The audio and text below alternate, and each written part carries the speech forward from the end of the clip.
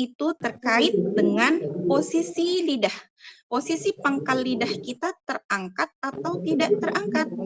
Huruf bod, ketika kita menyebutkannya, lidah kita terangkat. Ya, otomatis ya, kita sudah bisa melihat dari sifatnya yang tebal, yaitu sifat huruf bod memiliki sifat al-isti'adah, pangkal lidahnya terangkat.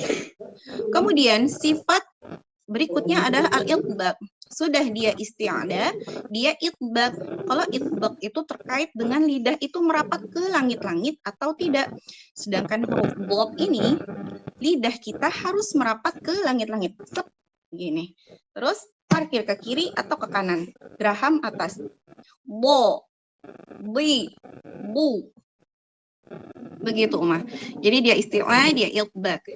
Kemudian sifat berikutnya adalah al-ismat.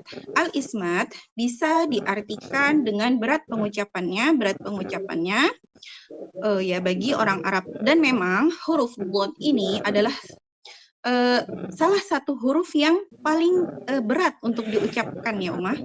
Memiliki tingkat kesulitan ketika mengucapkan huruf bod ini karena banyak sekali kekeliruan ketika mengucapkan huruf bod. Maka itu, dari sifat al-ismat ini, kita bisa diartikan juga al-ismat memerlukan kehati-hatian ketika mengucapkannya. Apa yang harus dihati-hatikan? Seperti yang saya sebutkan di awal tadi, bahwa huruf bod, terkadang kita mendengar ada yang menyebutkan huruf bod dengan do.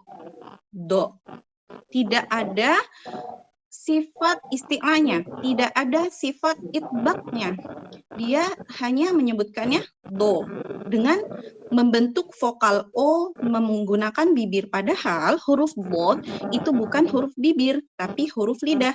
Jadi yang bekerja itu lidah saja. Bo cukup membantu kita untuk memvokalkan fathah, kasrah dan domah saja, tidak untuk membentuk suaranya, tidak membentuk ini hurufnya ya. Tidak bukan makhrajnya pada bibir. Jadi tidak perlu do, tidak perlu menggunakan bibir untuk membentuk huruf do. Kan? Oke. Bo. Jadi kita fokus pada lidah kita saja ya, Bo. Tidak perlu memonyok, tidak perlu membentuk vokal o menggunakan bibir.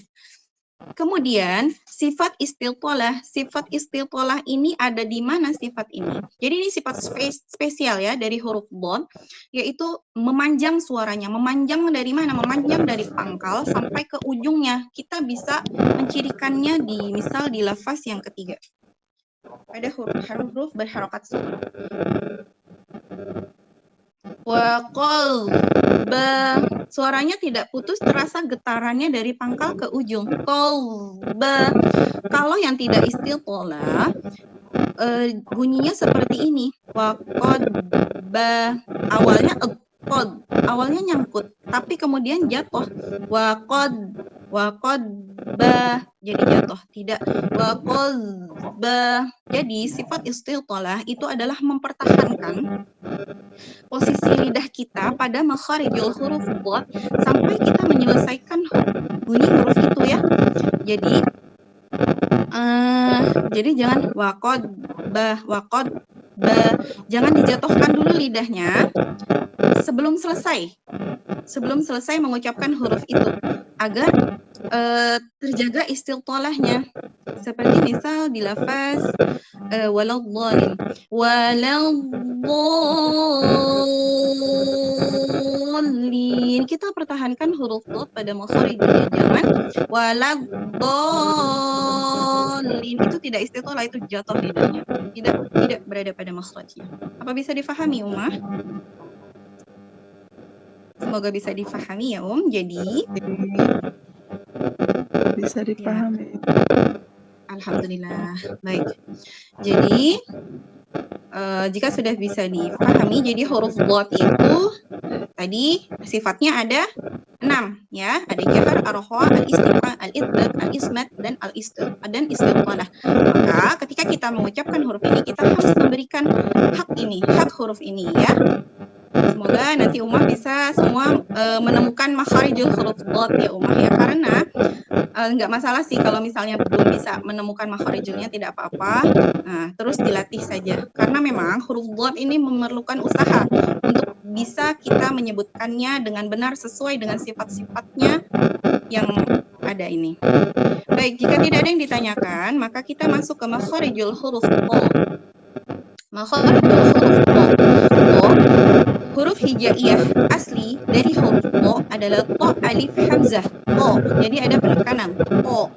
Tetapi ketika dia sudah berharokat, hamzahnya harus kita buang. Bagaimana cara membunyikan huruf po ketika berharokat fathah? Maka po, ti, pu. Terdengar ketebalannya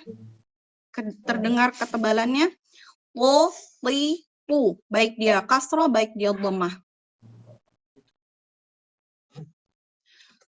Kemudian di mana makharijul huruf po? Makharijul huruf po itu ada pada ujung lidah kita. Nah, sekarang kita lidah lagi ya. Ujung lidah bertemu dengan gusi gigi seri bagian atas. Nah, kalau Uma kan sudah belajar nih huruf-huruf sebelumnya nih. Ada juga yang makhrajnya di situ. Huruf apa aja nih, Om? Ujung lidah bertemu gigi seri atas, siapa yang bisa jawab? Ta. Ta, Umi. Ya, betul. Huruf ta itu makhrajnya sama dengan huruf po. Kemudian ada satu huruf lagi yang satu makhraj dengan huruf po.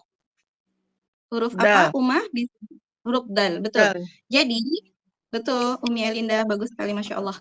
Jadi, huruf po ini satu makhraj dengan huruf dal dan huruf ta. Ya. Nah,